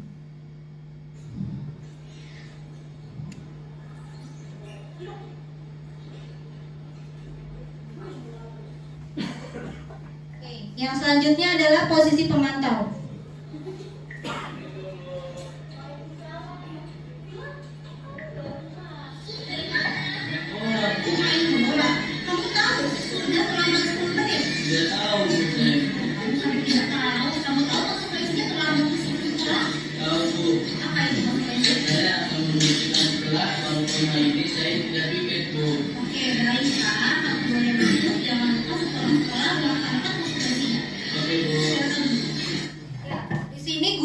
Fokus pada konsekuensinya. Ayo, konsekuensinya apa? Kamu terlambat. Oh, saya akan membersihkan kelas, Bu. Nah, hanya sebatas fokus pada tindakan anak, tapi tidak fokus terhadap karakter yang akan dibangun oleh anak. Tentu ini juga masih belum ideal Bapak Ibu guru ya.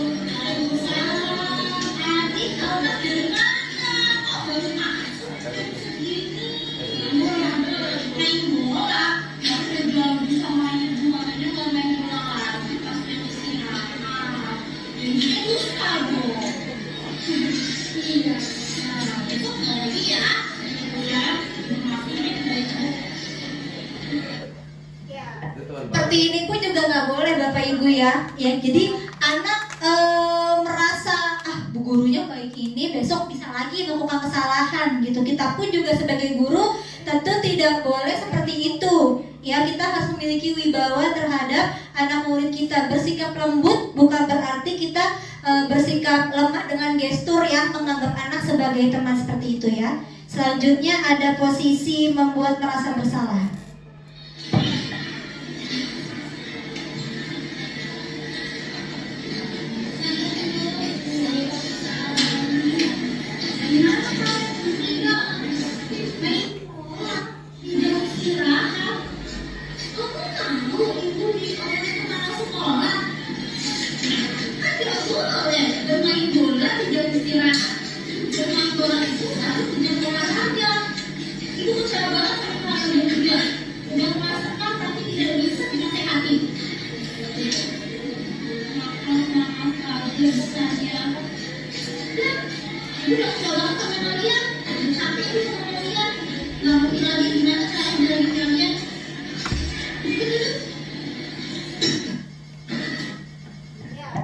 Juga nggak boleh ya Bapak Ibu, kamu gimana sih mau ibu diomeli kepala sekolah, ibu kecewa sama kamu tuh nggak bisa ibu jelasin. Nah itu juga nggak boleh Bapak Ibu gurunya, karena tentu akan membuat anak merasa bersalah, down dia dengan apa yang sudah dia lakukan. Padahal itu sudah dia melakukan hal yang salah, lalu mendapat respon yang seperti itu dari gurunya, maka tidak akan membentuk karakter yang baik. Ya, yang terakhir adalah posisi manajer, di mana ini adalah posisi ideal yang bersama-sama kita pelajari untuk mencapai di posisi ini.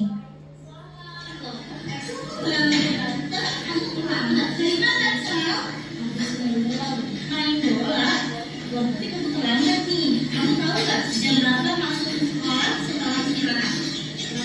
Jam berapa? Jam 10. Berarti Excel sudah terlambat. Lihat, teman-teman yang lain sudah mengerjakan tugas. Karena kamu terlambat, bagaimana cara kamu mengatasi masalah ini? Bisa kamu melakukan itu? Yakin Excel? Oke, dari sekarang Excel bisa kembali ke tempatnya. Ibu hargai usaha Excel untuk memperbaiki masalah ini. Kedepannya jangan diulang lagi ya. Silakan. Ya, baik Bapak Ibu, ya itu tadi posisi manajer, posisi yang paling ideal yang harus kita terapkan pada anak murid kita. Mungkin agak berat untuk mencapai di posisi ini karena kita butuh kesadaran anak atas apa yang sudah dilakukannya. Namun kembali lagi ini adalah bukan hal yang mustahil, bisa kita mulai tanamkan sejak dini, kita pelan-pelan ajarkan kepada anak-anak agar mereka bisa menghargai dirinya, bisa mengerti nilai-nilai yang ada dalam dirinya tersebut. Oke, yang selanjutnya adalah materi terakhir yaitu segitiga restitusi, adalah di mana sebuah proses untuk menciptakan kondisi bagi murid untuk memperbaiki kesalahan mereka sehingga mereka bisa kembali pada kelompok mereka dengan karakter yang lebih kuat ya. Cara inilah yang paling ideal, yang paling efektif kita gunakan sebagai guru kepada anak murid kita ya. Ketika anak melakukan kesalahan, langkah pertama adalah kita menstabilkan identitas anak. Ya, kita bisa menenangkan, bilang, iya gak apa-apa Nas, setiap orang pernah kok berbuat salah. Dan kamu bukanlah satu-satunya anak yang pernah melakukan kesalahan. Setelah menstabilkan, kita bisa memvalidasi tindakan anak yang salah. Kenapa sih anak tersebut sampai bisa berbuat salah? Hal apa yang mendasari sehingga anak bisa berbuat kesalahan? Dan yang terakhir adalah menanyakan keyakinan. Ya, karena kita sudah membuat keyakinan, kita tanya pada anak kita, nah, keyakinan kelas apa yang sudah kamu langgar ketika kamu melakukan kesalahan ini? ini. Ketika kamu sudah melakukan perbaikan, kamu ingin menjadi orang yang seperti apa? Tentu kalimat-kalimat ini bisa kita rangkai seminimal mungkin untuk anak-anak mungkin di kelas rendah ya. Jadi kelas tinggi, kelas rendah sudah bisa menggunakan segitiga restitusi hanya dengan pembahasannya yang tidak terlalu kompleks. Kalau kelas tinggi mungkin sudah bisa diajak diskusi, untuk kelas rendah masih perlu kita beri pancingan-pancingan. Di sini ada contoh-contoh kalimatnya: menstabilkan identitas, berbuat salah tidak apa-apa, tidak ada manusia yang sempurna, ibu juga pernah melakukan seperti itu, kita bisa menyelesaikan ini, dan lain sebagainya.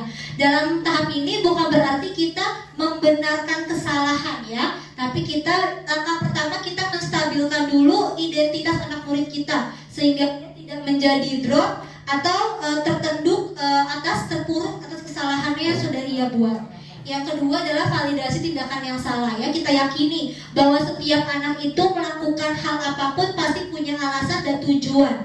Mungkin mereka ada kebutuhan dasarnya yang tidak terpenuhi atau ada faktor lainnya. Di sini kita peran guru harus bisa memvalidasi tindakan anak yang salah, bukan hanya fokus pada konsekuensi dan hukuman semata. Lalu yang terakhir adalah menanyakan keyakinan ya. Keyakinan kelas yang sudah kita buat, nilai-nilai apa saja yang sudah dia langgar, dan akan menjadi anak yang seperti apa mereka kelak ketika dia mampu menyelesaikan masalah yang ia timbulkan. Oke, di sini ada contoh penerapan segitiga restitusi di kelas 6B. Pagi Zahira, pagi Aini, pagi Alfi, pagi Fahri, pagi Fira. Itu malu aku. Saya tidak memakai seragam aku. Sekarang jangan itu perkaranya jangan dipeluk ya. Semua orang itu pasti pernah berbuat salah. Kamu ingat minggu lalu pun juga Alfi pernah memakai seragam kakak. Jadi ibu harap kamu jangan dipeluk ya dia. Ibu mau bertanya nih, kamu tidak memakai seragam dengan lengkap, tapi apakah kamu terlambat? Hebat, kamu pun sudah melakukan hal yang baik dengan tidak terlambat pada masa sekolah.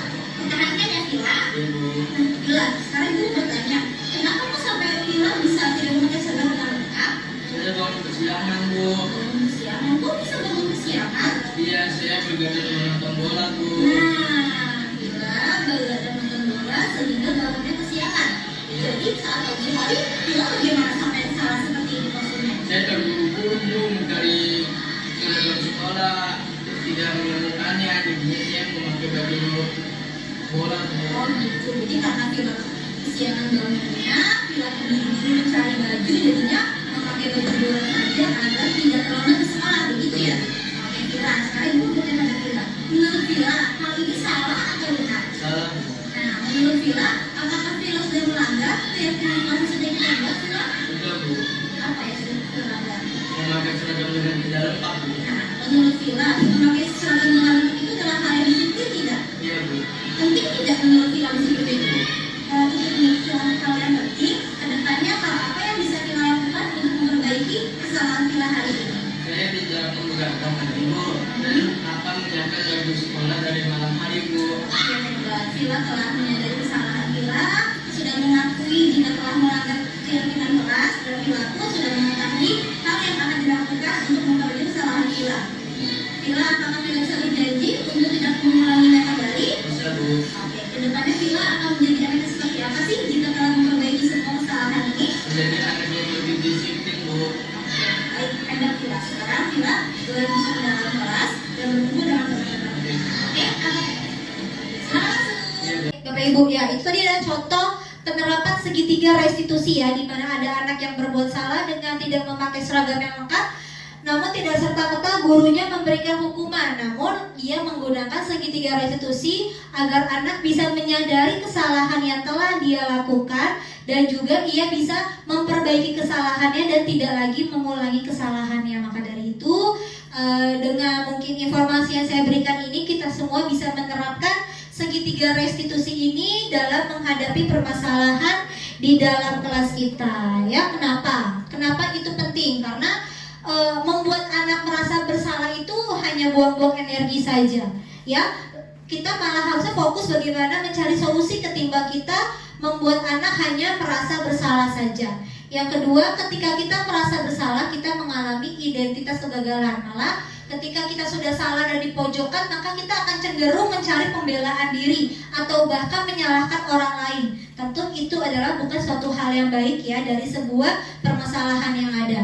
Dan yang terakhir, perasaan bersalah membuat kita terperangkap pada masa lalu, di mana kita sudah tidak bisa berbuat apa-apa lagi. Jika anak yang berbuat salah lalu kita hanya fokus pada kesalahannya, mereka pun hanya beranggapan bahwa ya sudah, ke depannya aku tidak bisa memperbaiki kesalahan aku lagi. Karena pada permasalahan ini saja Bapak Ibu guru tidak memberikan kesempatan kepada saya untuk memperbaiki diri. Maka dari itu pentingnya restitusi adalah kita bisa membuat anak murid kita menjadi pribadi yang bernilai dan bisa kembali ke kelompoknya.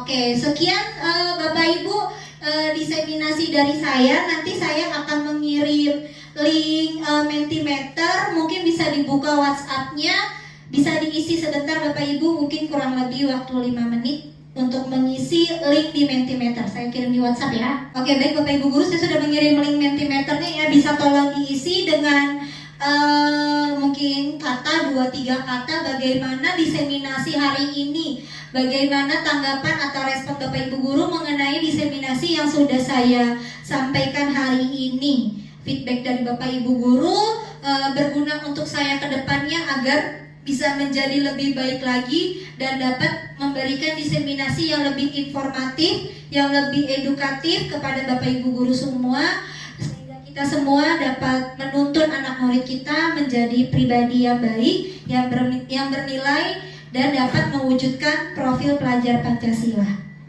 Mungkin beberapa sudah ada yang ini ya, sudah ada yang mengirim. Sebagian sudah ada yang masuk, ini bisa saya buka Mentimeternya ya, sudah. Oke, ini ada yang bilang sangat bermanfaat, menambah wawasan baru, inspiratif, luar biasa. Terima kasih Bapak Ibu guru atas feedbacknya terhadap diseminasi yang telah saya sampaikan pada hari ini. Terima kasih atas waktunya, terima kasih atas kesediaannya pada siang hari ini untuk mengikuti diseminasi. Semoga yang saya sampaikan ini bermanfaat untuk Bapak Ibu semuanya, dapat kita aplikasikan di dalam kelas sehingga anak murid kita dapat merdeka pada proses pembelajarannya. Sekian diseminasi dari saya, terima kasih. Wassalamualaikum warahmatullahi wabarakatuh. Waalaikumsalam warahmatullahi wabarakatuh. Saya kembalikan ke moderator. Baik, terima kasih kepada Ibu Lady. Sekali lagi kita berikan tepuk tangan yang meriah kepada Ibu Lady.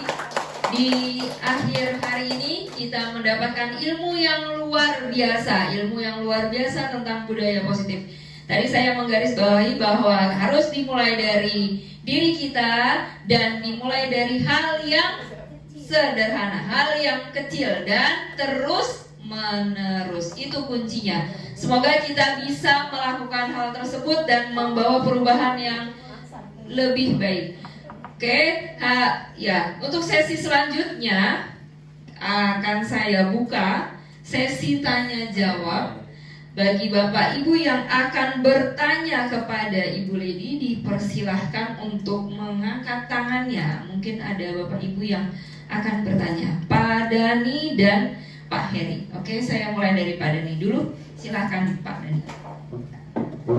Baik, terima kasih atas waktunya. Terima kasih juga untuk guru penggerak yang sudah memberikan output baru bagi kami. Mungkin di sesi diskusi ini saya ingin bertanya bagaimana tanggapan Ibu apabila ada seorang guru yang tetap melakukan motivasi eksternal. Tadi kan eksternal ada dua ya, ada give sama apa namanya? Ada kesepakatan lah rasanya. Dan terus yang dirasa oleh guru tersebut sebenarnya efektif untuk pembelajarannya gitu. Jadi saya ulang kembali, bagaimana tanggapan Ibu Lady terhadap apabila ada seorang guru yang masih menggunakan motivasi eksternal karena dirasa faktor tersebut efektif untuk pembelajarannya. Contohnya mungkin di PJMK sendiri ya, mungkin kadang kesepakatan yang saya sampaikan itu di awal berupa konsekuensi, biasanya sebenarnya konsekuensi gitu. Contoh, apabila ada yang terlambat, apabila ada yang indisipliner terhadap kesepakatan yang sudah disepakati, apa konsekuensinya? Tapi konsekuensinya saya balikan lagi ke anak-anak gitu. Ada yang bilang A, B, C, D gitu. Tapi kita sepakati, saya ambil keputusan misalkan A. Contoh untuk push up ya. Memang itu konsekuensi berupa fisik, tapi kalau saya rasa itu sangat korelatif dengan pelajaran olahraga ya, karena itu kan olahraga, bukan yang di luar olahraga ya. Seperti itu sih contohnya. Itu aja rasa. Terima kasih. Bu Lady mau langsung dijawab atau kita dengarkan dulu dari Pak Heri? Oke, baik. Pak Heri, silahkan. Ya baik, terima kasih atas waktu diberikan. Saya ingin bertanya tentang ilmu disiplin tadi yang disampaikan oleh Bu Lady. Apabila kita sebagai guru dalam menerapkan ilmu disiplin dalam pembelajaran sehari-hari, guru tidak hanya sebagai posisi kontrol saja, tetapi guru bisa berperan sebagai teman atau pemantau.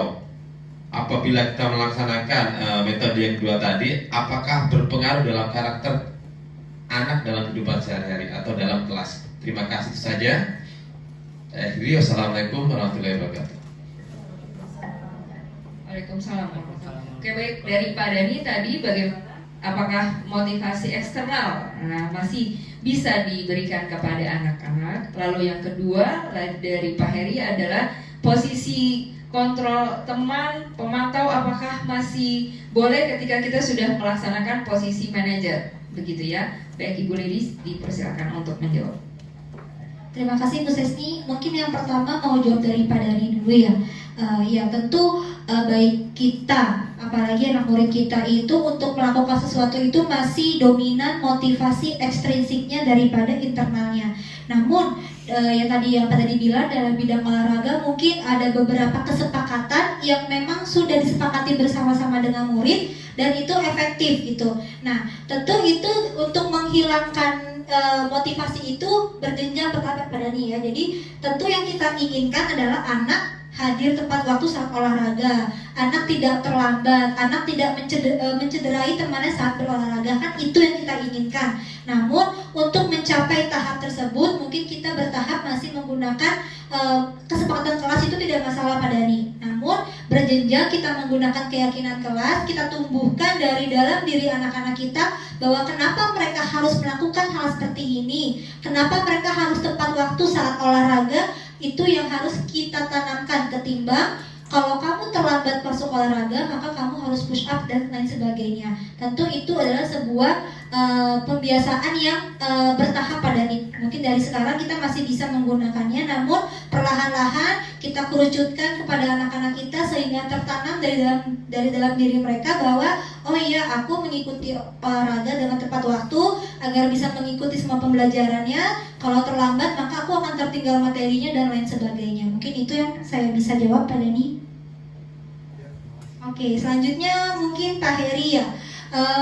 Gimana kalau pada pelaksananya masih dalam tahap teman atau pemantau ya? Memang idealnya itu kita ada di posisi manajer, namun kita tidak bisa menapik berbagai faktor yang bisa mengkondisikan kita. Mungkin suatu saat kita masih sebagai pemantau di mana kita fokus kepada konsekuensi, atau suatu saat sebagai teman, karena mungkin kalau kita di kelas tinggi dengan anak murid yang kelas 5, kelas 6, kita sudah merasa dekat dengan anak murid sehingga mungkin murid terkadang merasa kita ini sebagai temannya mereka. Namun fokus utama kita adalah kita sebagai manajer untuk melangkah ke arah sana. Namun jika kita masih di tahap teman atau pemantau, tidak masalah Pak Heri, karena perubahan itu adalah tidak instan. Kalau instan malah hasilnya tidak akan memuaskan, tidak akan efektif secara jangka panjang. Jadi memang butuh proses perlahan-lahan dari teman ke pemantau dulu. Karena mungkin kalau teman dan lama-lama anak akan bergantung kepada kita.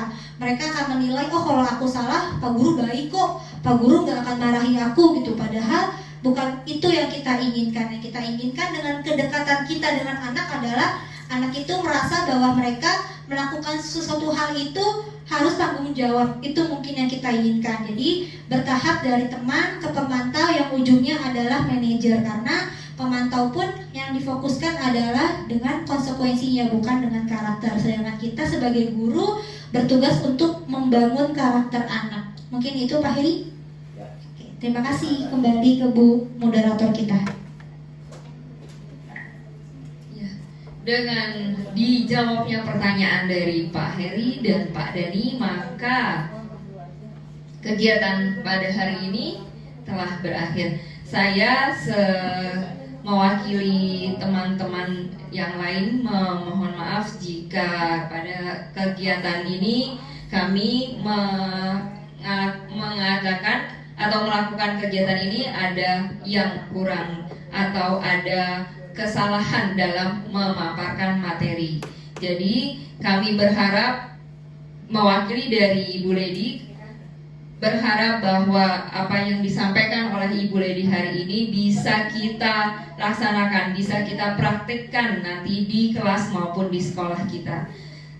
Sekali lagi saya mau mengucapkan terima kasih kepada Bu Lady. Kita berikan aplaus sekali lagi kepada Ibu Lady atas informasi, atas ilmunya yang diberikan kepada kami pada sore hari ini. Saya tutup acara hari ini. Saya ucapkan mohon maaf atas kesalahan dan kekurangan saya sebagai moderator. Saya tutup dengan hamdalah, alhamdulillahirrabbilalamin. Wassalamualaikum warahmatullahi wabarakatuh. Waalaikumsalam warahmatullahi wabarakatuh.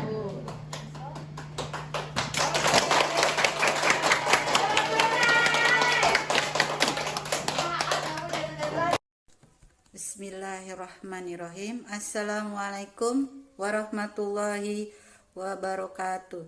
Saya Siti Fatona sebagai Kepala Sekolah tempat di mana Bu Lady mengajar. Saya bangga dengan Bapak Ibu Guru SDN Pondok Bambu 11 yang mempunyai kinerja dan etos kerja yang tinggi. Khususnya saya bangga pada Bu Lady yang masuk menjadi calon guru penggerak. Bergerak, tergerak, menggerakkan. Diseminasi atau pengimbasan yang dipaparkan Ibu Lady merupakan aksi nyata dalam program guru penggerak. Mudah-mudahan pengimbasan ini bersifat permanen, tak seperti magnet apabila ditinggalkan magnet, permagnetannya akan hilang.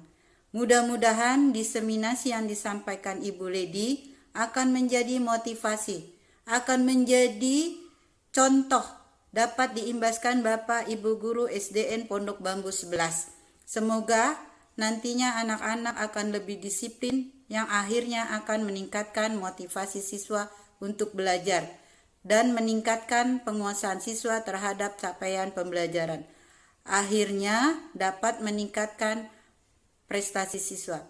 Demikian yang dapat saya sampaikan. Saya akhiri. Selamat untuk Ibu Lady melaksanakan diseminasi dengan baik, runtun, lancar, dengan persiapan yang baik. Wabillahi taufiq wal hidayah. Wassalamualaikum warahmatullahi wabarakatuh. Assalamualaikum warahmatullahi wabarakatuh. Saya Elok, saya rekan sejawat Bu Lady di SDN Pondok Bambu 11. Menurut saya, dari apa yang sudah dipaparkan oleh Bu Lady mengenai budaya positif sangat bagus untuk diterapkan di sekolah, terutama mengenai disiplin positif untuk siswa. Karena masih banyak di sekolah ini siswa yang sudah disiplin, tetapi disiplinnya hanya karena faktor ekstrinsik, bukan karena dari dalam diri mereka atau bukan karena kesadaran mereka. Kami sebagai guru sangat mendapatkan ilmu yang bermanfaat. Kami para guru jadi mengetahui bagaimana cara memposisikan diri kita kepada siswa. Apakah kita sebagai pemberi hukuman, atau sebagai pemantau, atau sebagai manajer. Kemudian kami jadi mengetahui bagaimana menanamkan perilaku disiplin intrinsik di dalam diri siswa, sehingga siswa dapat melaksanakan budaya positif karena kesadaran mereka. Selamat sekali lagi kepada Bu Lady, semoga selanjutnya kita dapat berkolaborasi untuk menciptakan lingkungan yang positif.